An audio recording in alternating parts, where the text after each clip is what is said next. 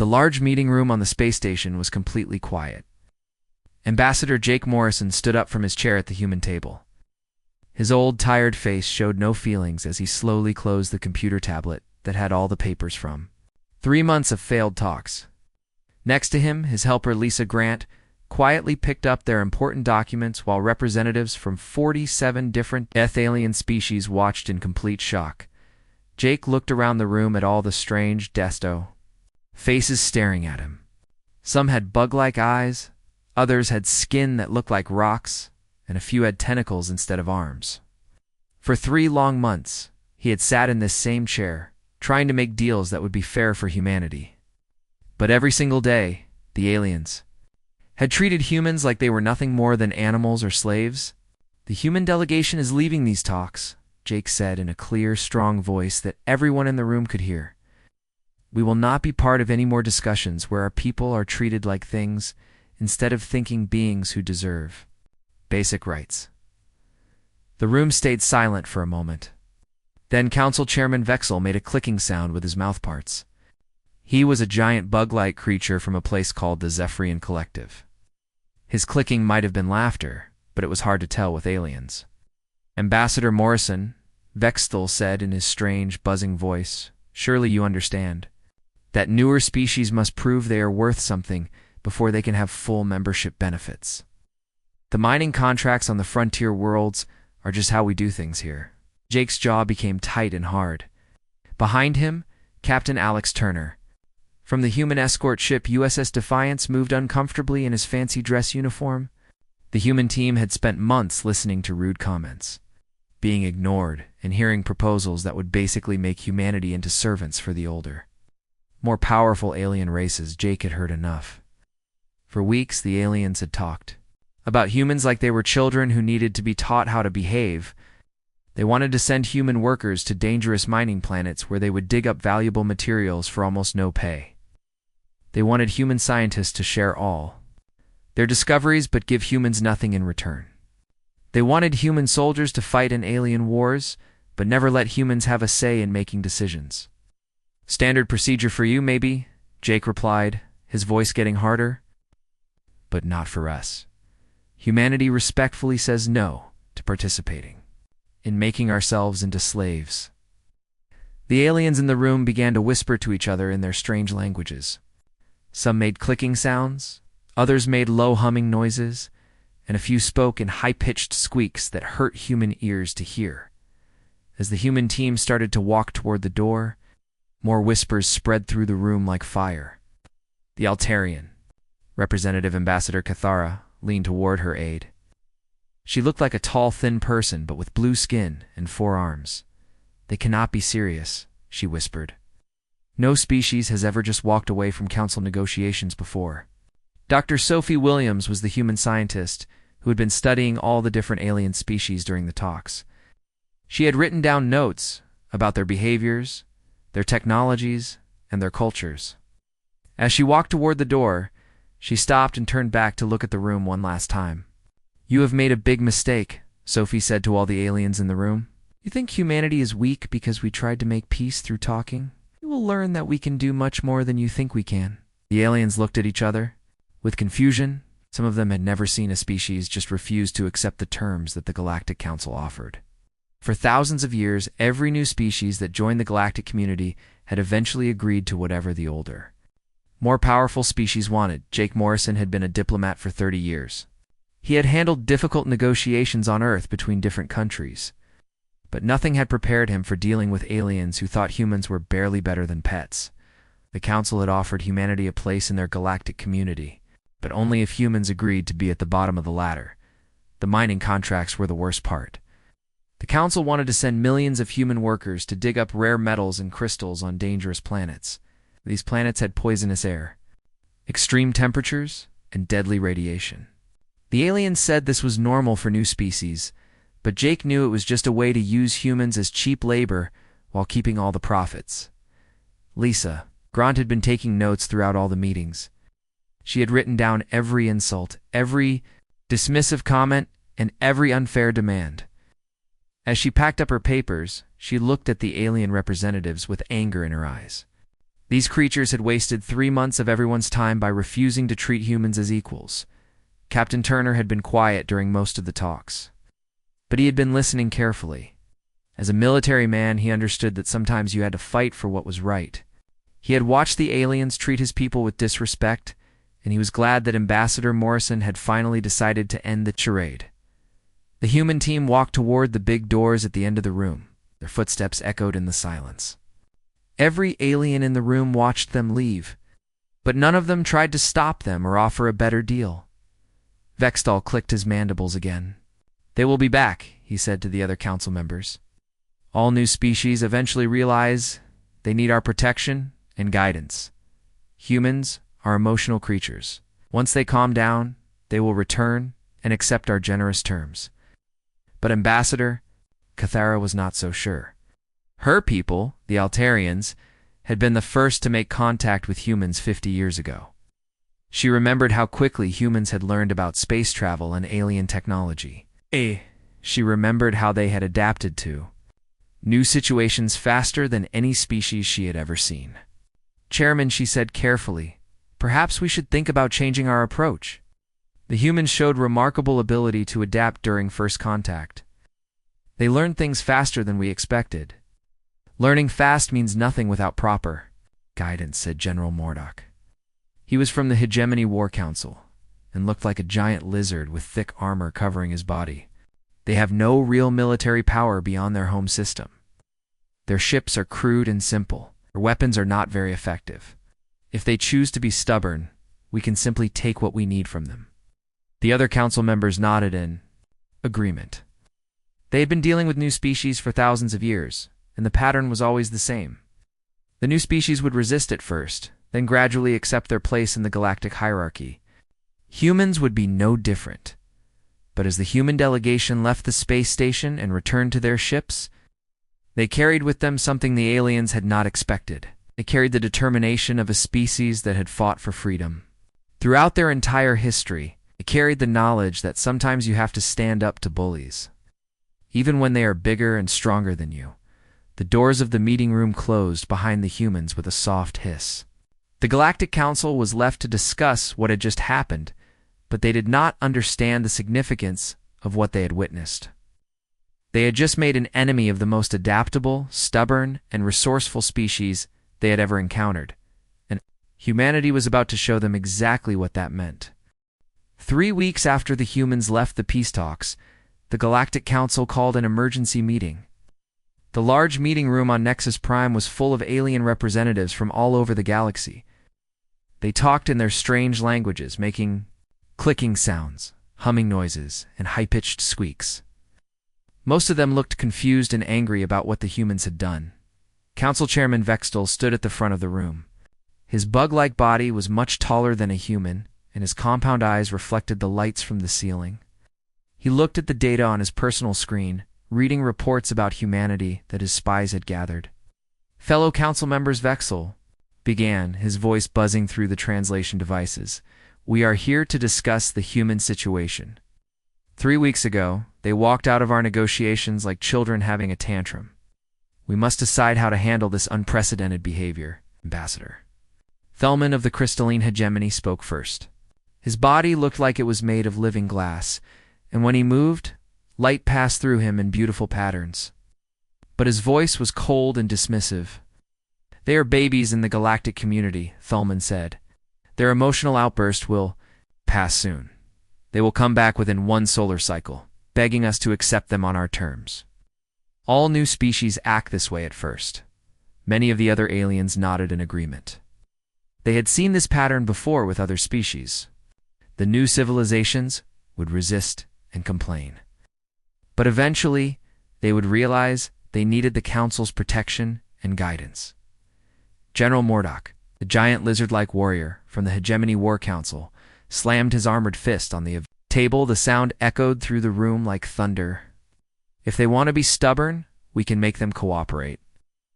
We have done this before with other difficult species." Vextall pulled up more information on the main screen for everyone to see. Charts and graphs showed human population numbers, their technology levels, and their military capabilities. The data made humanity look very weak compared to the established galactic powers, according to our intelligence reports, Vexel explained. Humanity has been traveling in space for less than 200 years. That is nothing compared to our thousands of years of experience. Their technology is primitive and simple. Their military is split up into many different groups that do not work together well. Their total population is barely 15 billion, beings across only a few star systems. The aliens in the room made sounds of amusement. 15 billion seemed like a large number, but some of the council species had populations in the hundreds of billions spread across thousands of planets. They have no real military presence beyond their home system, General Mordock continued. Their ships are crude and poorly designed. Their weapons are inefficient and weak. If they choose to continue being stubborn, we can simply take what we need from them by force. But Ambassador Cathara, the blue-skinned Altarian with 4 arms, was not so sure. She had been quiet during most of the discussion, but now she stood up to speak. Her people had been the first to make contact with humans 50 years ago, and she remembered that first meeting very clearly. Chairman Cathara said carefully, "Perhaps we should reconsider our approach." The humans displayed remarkable adaptability during first contact. Their learning curve was unlike anything we had ever seen before. Some of the other aliens made dismissive sounds. They did not want to hear about human capabilities. They wanted to hear about human weaknesses. Adaptability means nothing without proper guidance, General Mordock growled. They are like children who think they can run before they can walk. They need us to teach them their place in the galactic order, while the council was having their meeting. Far away at the edge of their territory, a human scout ship was quietly watching and listening. The ship was called the Explorer. It was commanded by Commander Rick Hayes. Rick was a veteran space officer who had been exploring the galaxy for 15 years. He knew how to stay hidden and gather information without being detected. Lieutenant Amy Foster sat at the communications station, wearing headphones and listening to alien radio transmissions. She had studied alien languages for years and could understand most of what the council species were saying to each other. "Sir," Amy said, looking up from her equipment, "we are picking up increased military chatter from multiple council species. It sounds like they are discussing potential enforcement actions against human colonies." Rick Hayes was a calm, steady man who had served in the human military for 20 years before becoming a space explorer. He had seen combat during the Earth Wars and knew how to recognize when a situation was about to turn violent. "Patch me through to Earth Command," Rick ordered. "Tell them the Council has moved from dismissive to potentially hostile. Admiral, Parker needs to know what we are dealing with." The message traveled through space using quantum communication technology that humans had developed recently. It reached Earth in just a few minutes. Much faster than the old radio signals that took years to cross the galaxy on Earth. Admiral Kate Parker was working late in her office. She was a tough, experienced military commander who had earned her position through years of hard work and smart decisions. Her office had a big window that looked out over the Pacific Fleet yards, where dozens of new ships were being built. Colonel Dan Brooks, her aide and tactical advisor, knocked on her door and entered with a stack of reports. Dan was a former fighter pilot who had become an expert in analyzing enemy capabilities and planning military strategies. "Admiral," Dan said, placing the reports on her desk, "we just received urgent intelligence from Commander Hayes. The Council is discussing potential military action against our colonies." Kate Parker looked up from her paperwork. She had been expecting this news, but it still made her stomach tighten with worry. She had been preparing for this possibility ever since. The humans walked out of the peace talks. "Show me what we are dealing with," she said. Activating the holographic display in her office, Dawn pressed some buttons, and three-dimensional images appeared in the air above the desk. The images showed council ships, their weapons, and their defensive capabilities. There were also charts comparing human technology to alien technology. "The council species have technological advantages in several areas," Dan explained, pointing to different parts of the display. "They have better energy, shields that can absorb more damage, they have faster-than-light communications that work across the entire galaxy. And some of their weapon systems are more advanced than ours." Kate studied the information carefully. She had been a military officer for 30 years. and she knew how to analyze enemy strengths and weaknesses. But she also knew something that the aliens did not understand about humans. But they have been at peace for so long that their military thinking has become stagnant, she said. They follow the same old patterns and strategies that they have used for thousands of years. They do not adapt or change their methods. Don nodded in agreement. That is exactly what our analysis shows. They are like an old army that has not fought a real war in centuries. They have advanced weapons, but they do not know how to use them. Creatively, Kate stood up and walked to the window. Outside, she could see the shipyards where human engineers and workers were building new vessels. These were not the crude, simple ships that the Council intelligence reports described. These were advanced warships that incorporated new technologies and innovative designs. They are about to learn that necessity breeds innovation, Kate said. When humans are threatened, we do not just fight back. We find new ways to fight that our enemies never expect. She turned back to Dan. How long until our shipyards can complete the new production run? Don checked his tablet. 6 months for the first wave, Admiral. The new designs incorporate everything we have learned from studying their technology samples during the diplomatic meetings. Kate's expression became hard and determined. During the 3 months of failed negotiations, human scientists had been carefully studying every piece of alien technology they could get their hands on. They had analyzed the materials, the energy systems, and the design principles, and they had found ways to improve upon them. Then we had better hope they'd give us that long, she said. But even as Kate spoke those words, she knew that the Council would not wait 6 months. They were too arrogant and too confident in their superiority. They would move quickly, expecting an easy victory against the primitive humans. They were about to learn that they had made a terrible mistake in underestimating humanity.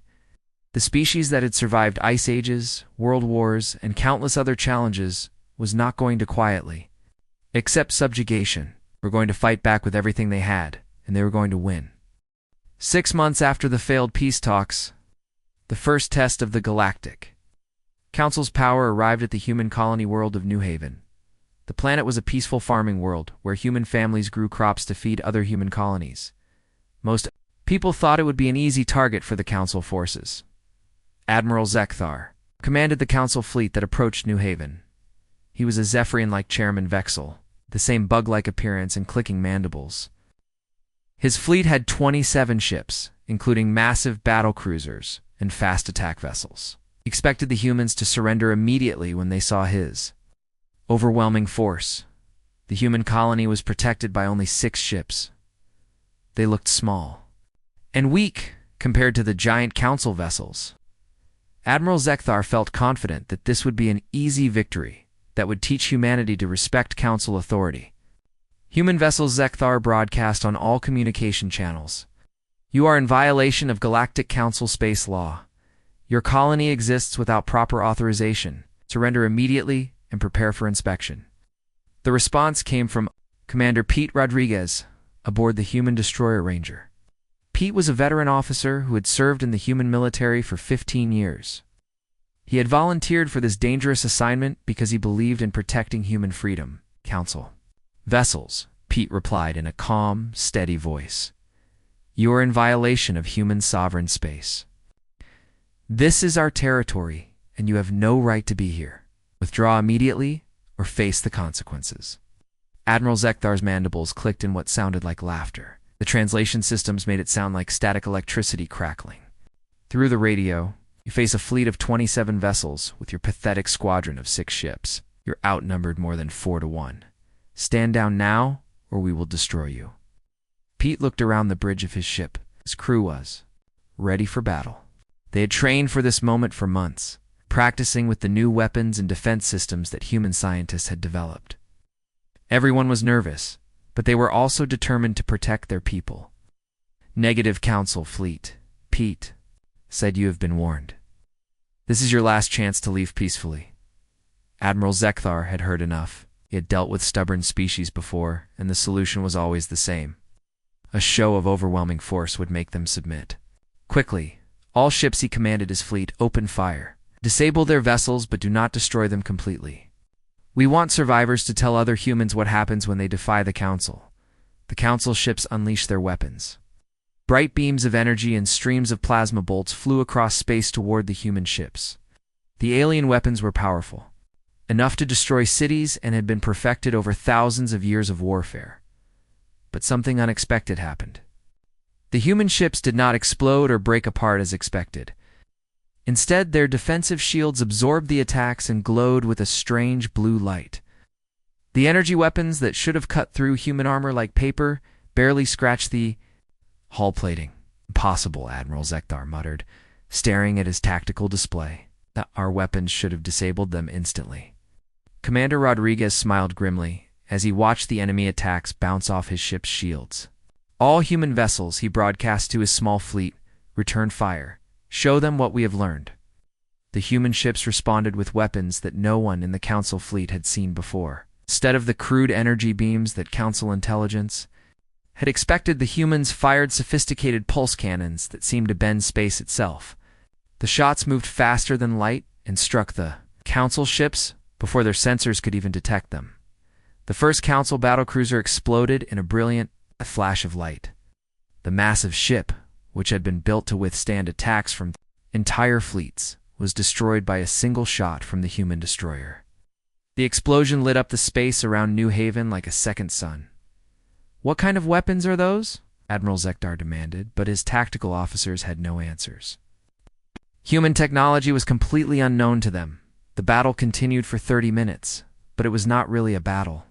It was a demonstration of how wrong the Council had been about human capabilities.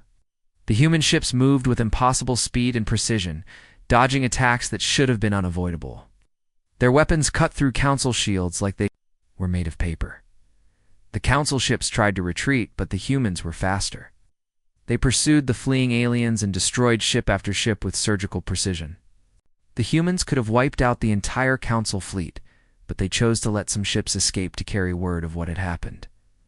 When the fighting ended, 12 Council ships were destroyed or disabled. The remaining 15 ships fled back to Council space, carrying wounded crews and damaged hulls. Admiral Zekthar's flagship was among the survivors, but barely. His ship had lost most of its weapons and half of its crew. The news of the defeat at New Haven spread across the galaxy like wildfire. For the first time in over 1,000 years, a Council fleet had been defeated by a supposedly primitive species. The impossible had happened. On Earth, Dr. Linda Carter received an urgent communication from Admiral Parker. Linda was the chief scientist in charge of the reverse engineering project that had been studying Council technology. She had spent months analyzing alien weapons, shields, and engines to understand how they worked. Director Carter, Admiral Parker's voice came through the secure communication channel.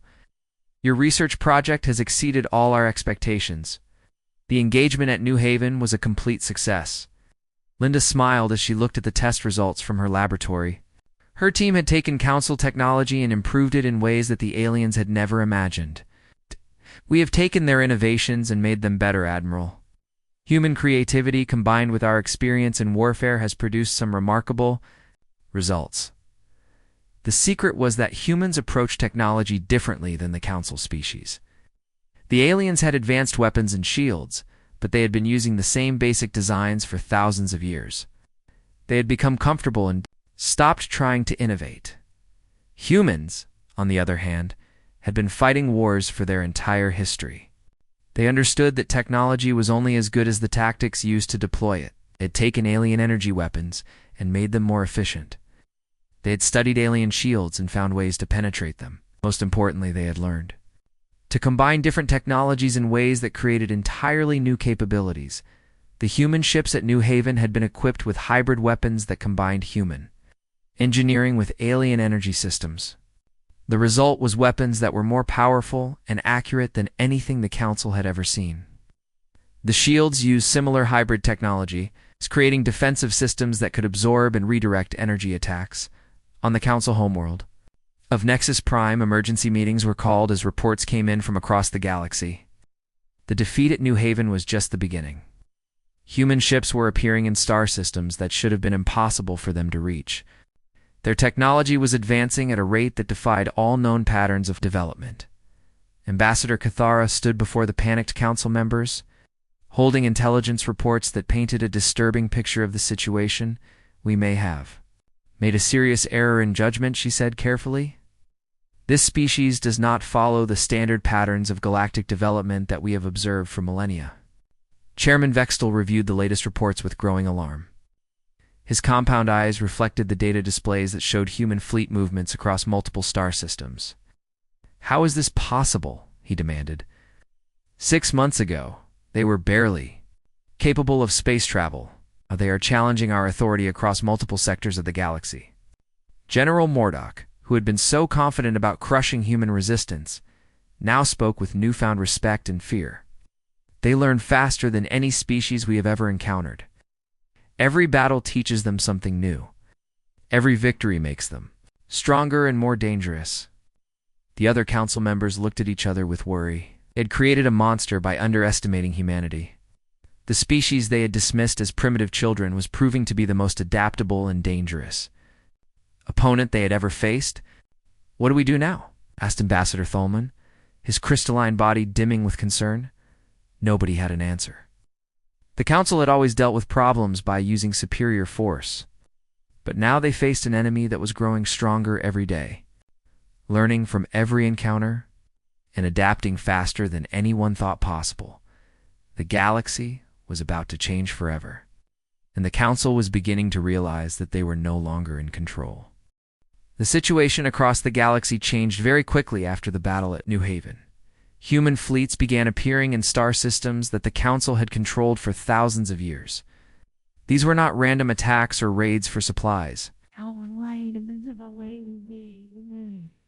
Humans had a plan, and they were carrying it out with military precision that shocked everyone, Captain. Ben Tucker was leading one of these human task forces. His mission was different from the battle at New Haven. Instead of fighting Council military ships, he was liberating worlds where enslaved species had been working under terrible conditions for centuries. The mining world of Kilos Prime had been operated by the Council for over 800 years. Millions of workers from dozens of different species dug dangerous metals and crystals from deep underground mines. The Council called these workers voluntary laborers, but everyone knew they were really slaves who could never leave or refuse to work. Ben's task force arrived at Kilos Prime without warning.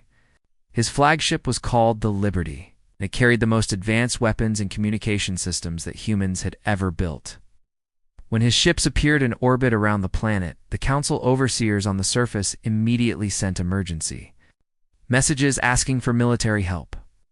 "This is Captain Tucker of the human vessel Liberty." Ben broadcast to the slave compounds below and the Council facilities in orbit. "We are here to offer freedom to all workers who want it. Any Council overseer who wishes to remain can do so as our guests in our detention facilities." The response from the Council station was immediate and angry. "Human vessel, you are committing an act of war against the Galactic Council. Leave this system immediately or face the consequences." Ben had expected this reaction. He had studied the Council's methods for months and knew exactly how they would respond to his presence.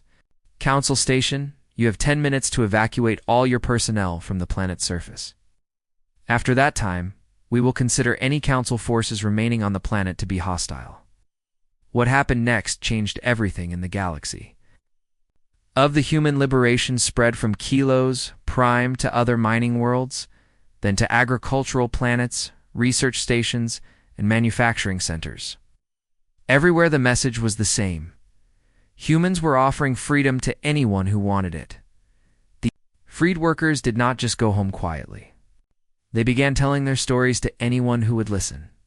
They used communication networks that the Council could not shut down to spread news about what the humans had done. These stories traveled faster than Council ships could move to stop them on Earth. President Ellen Hayes was dealing with a situation that had grown far beyond anything she had expected when the humans first walked out of the peace talks. The conflict was no longer just about human rights. It had become a galaxy-wide revolution against the Council's authority.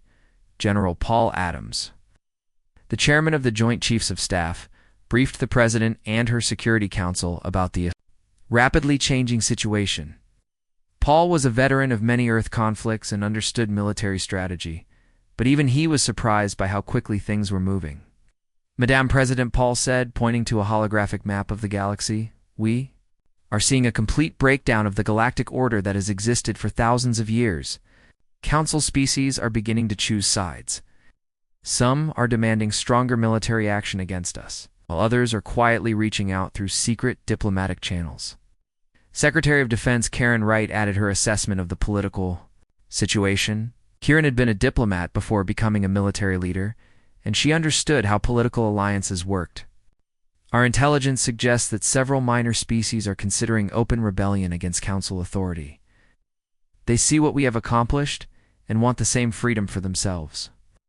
President Hayes looked at the holographic display showing human fleet positions across the galaxy. Red dots marked Council-controlled systems. Blue dots showed human-protected territory, and yellow dots indicated systems where the situation was unclear. There were far more blue and yellow dots than anyone had expected, never intended to. "Start a galactic war," the president said thoughtfully. "We simply refuse to accept being treated as slaves." "Sometimes, Madam President," Admiral Parker replied through a secure video link from her command ship, "that is all it takes to change everything." The Council built their power on the assumption that newer species would always submit to their authority. We have proven that assumption completely wrong. The Admiral was right. For thousands of years, the Council had maintained control by convincing everyone that resistance was futile. New species were taught that they had no choice but to accept whatever terms the Council offered. The system worked because nobody had ever successfully challenged it before, but humans were different. They had a long history of fighting against oppression and injustice. When they saw the Council's treatment of other species, they could not simply ignore it and worry only about themselves. They felt a responsibility to help others who were suffering under the same system. In the outer territories of Council space, Commander Lisa Reynolds was leading a different kind of mission. Her ship, the medical vessel Mercy, was providing humanitarian assistance to refugees who were fleeing Council retaliation. The Council had responded to the human liberation efforts by punishing species that they suspected of supporting the rebellion.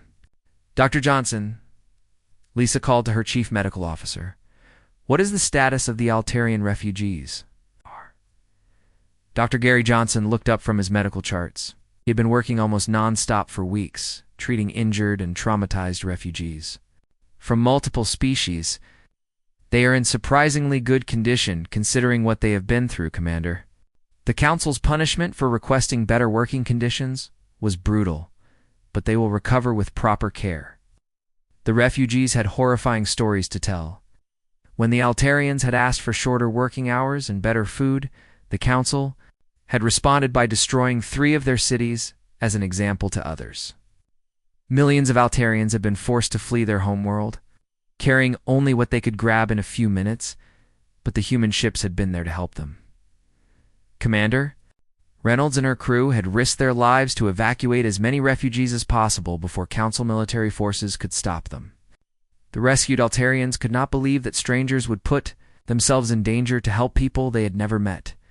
These stories of human compassion spread across the galaxy even faster than the stories of human military victories. Species that had never heard of humans before began to learn about their values and their willingness to help others. The contrast with Council behavior was striking and impossible to ignore. Back on Nexus Prime, the Council was facing the greatest crisis in their recorded history. The carefully constructed system of control that had maintained galactic order for millennia was falling apart faster than anyone thought possible. Ambassador Cathara presented the latest intelligence reports to the Emergency Council session. The news was worse than anyone wanted to admit. Humans have established a network of protected worlds across 17 star systems. They are offering sanctuary to any species seeking freedom from Council oversight. Entire planetary governments are declaring independence under human protection. The numbers were staggering. In just 6 months, humans had gone from having no galactic presence to controlling or protecting over 300 inhabited worlds. Their fleet had grown from a few dozen ships to thousands of vessels. Most shocking of all, Their technology continued to improve at an impossible rate. Chairman Vextel studied the holographic displays, showing human expansion across the galaxy. His compound eyes reflected the lights of hundreds of star systems that were no longer under Council control. This is not how first contact scenarios are supposed to develop. According to all our models and thousands of years of experience, they should have submitted or been crushed by now. Perhaps Ambassador Cathera suggested carefully, we should consider that our models were completely wrong. The other council members looked at her with shock and anger. Nobody wanted to admit that their entire understanding of galactic politics had been flawed, but the evidence was impossible to ignore. Humanity had shattered every assumption about how species were supposed to behave in the galactic community. General Mordok, his armor scarred from recent battles with human forces, spoke with a voice full of frustration and fear. They do not fight like any species we have encountered before. They use tactics that make no sense according to our military doctrine. They adapt their strategies faster than we can develop countermeasures. Truth was becoming clear to everyone. In the room, Council had not just underestimated human military capabilities, they had completely misunderstood what kind of species they were dealing with. Humans were not just another primitive civilization that could be bullied into submission. There was something entirely new in galactic history. The galaxy would never be the same. And for the first time in thousands of years, the Galactic Council was no longer in control of events. 1 year after the humans walked out of the peace talks, the galaxy looked completely different. The old Galactic Council still existed, but it was much smaller and weaker than before. Almost half of all known space now operated under human protection, with dozens of species choosing freedom over the security that the Council had promised for thousands of years.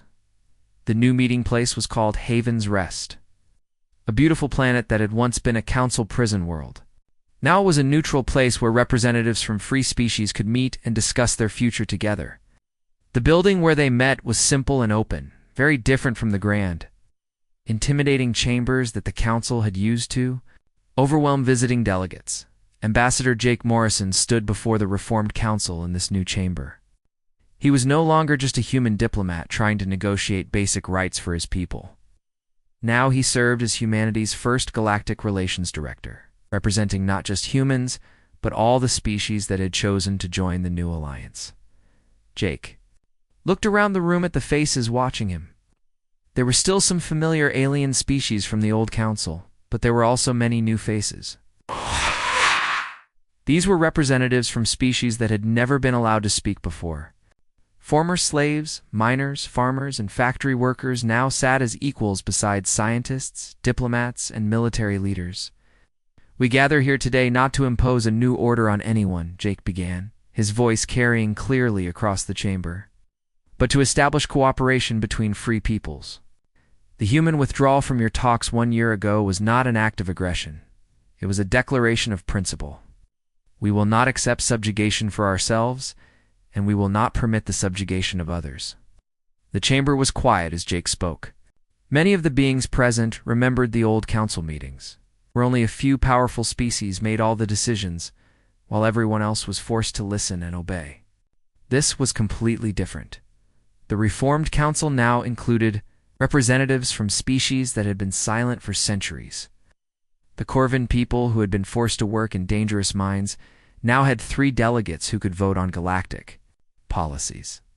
The Tellian agricultural workers, who had grown food for council worlds while their own people went hungry, now controlled their own trade agreements.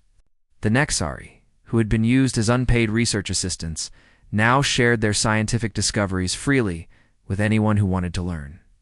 Admiral Kate Parker worked from her new headquarters on the space station Freedom Base, which orbited a star at the edge of what used to be Council territory. As the first director of Human Fleet Operations, she coordinated defensive operations across all the protected territories. Her job was much bigger now than when she had been just on Earth. Admiral her aide, now Admiral Brooks, brought her the daily intelligence reports about remaining Council loyalist movements. Dan had been promoted after proving himself during the early conflicts, and he understood both human and alien military thinking better than almost anyone. The hardliners are still out there, Don reported, pointing to areas on the galactic map.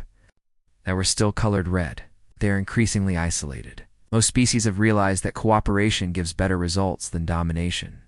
Kate studied the map carefully. The red areas were getting smaller every month as more species chose to join the Free Alliance or declare their independence from Council control. Some Council species had even split apart, with different factions choosing different sides. The old Council made a fundamental mistake, Kate said thoughtfully. They believed that power came from controlling others. They never understood that. Real power comes from cooperation and mutual respect. On Earth, President Hayes prepared to address the United Nations in a speech that would be broadcast across the galaxy. This speech would be remembered for generations as the moment when humanity officially announced its new role in galactic affairs. Fellow citizens of Earth and our friends across the galaxy, the president began. 1 year ago, we entered the galactic community seeking friendship and trade. We found beings who mistook our desire for peace as weakness. They demanded that we accept the role of servants in their ancient hierarchy. We refused. The president paused, looking directly into the cameras that would carry her words to billions of beings across hundreds of worlds. They have learned that humanity values freedom above comfort, principle above profit, and justice above peace. But we also learned something important. We discovered that we were not alone in wanting something better. The economic transformation had been as dramatic as the political one. Human innovation, freed from council restrictions and combined with knowledge from dozens of alien species, had produced technological advances that benefited everyone willing to participate in free trade. Dr. Carter's research. Teams now worked alongside alien scientists as equals rather than supervisors and servants. The results were amazing. In 1 year, they had made breakthroughs that the old council had not achieved in centuries of research. When species work together as equals, Dr. Carter explained to a gathering of scientists from 30 different worlds, rather than in a hierarchy where some are considered superior to others, the results exceed everyone's expectations. Her laboratories had become models for the new way of doing things. Human creativity, combined with Altarian mathematical precision, Corvin engineering skills, and Tillian biological knowledge to create technologies that none of them could have. Developed alone, Captain Rodriguez, now Admiral Rodriguez, oversaw the construction of the first jointly designed starships at the New Harmony shipyards. These vessels combined the best ideas from every species in the Alliance, creating ships that were more advanced than anything the old Council had ever built. It is remarkable, he told his engineering staff, which included beings from 15 different species. What we can accomplish when everyone contributes their best ideas instead of being forced to follow orders from above. The new ships were not just better than Council vessels. They represented a completely different philosophy, where Council ships were designed to intimidate and control. The Alliance ships were built for exploration, defense, and rescue operations. The story reached its conclusion aboard the diplomatic vessel New Harmony, where representatives from 73 species worked together to establish the Galactic Cooperation Treaty. This document would replace the old Council Charter and establish new principles for how species would interact with each other. The treaty was very different from the old Council laws. Instead of establishing a hierarchy with some species ruling over others, it enshrined principles of species equality, voluntary association, and mutual defense. No species would be forced to join the Alliance, but any species that chose to join would be treated as an equal partner, ambassador. Morrison signed the treaty with the same simple pen he had used to close his diplomatic tablet during the fateful withdrawal from the Council talks 1 year earlier. The symbolism was intentional and powerful. Today we establish not just a new galactic order, Morrison said as he signed the document, but a new way of thinking about what it means to be part of a galactic community. We choose cooperation over domination, freedom over security, and hope over fear. As the ceremony concluded and representatives from dozens of species celebrated together, Morrison reflected on the incredible journey from that moment in the Council chamber to this new beginning. Humanity's refusal to accept subjugation had not only freed themselves, but had shattered an ancient system of oppression that had stunted galactic development for thousands of years. The galaxy would never be the same. Species that had been enemies for centuries were now working together. Technologies that had been hoarded by the powerful few were now shared freely. Most importantly, billions of beings who had lived their entire lives without hope now had a chance to build better futures for themselves and their children. The human withdrawal from peace talks had indeed been a mistake. Council's mistake, not humanity's. They had underestimated a species that valued freedom above everything else, that would rather fight impossible odds than accept unjust terms, that believed cooperation was stronger than domination. In the end, that underestimation had cost the Council everything they thought they knew about power and control. But it had given the galaxy something far more valuable: hope for a future where all species could live as equals, where diversity was celebrated instead of suppressed, where the strong protected the weak instead of exploiting them.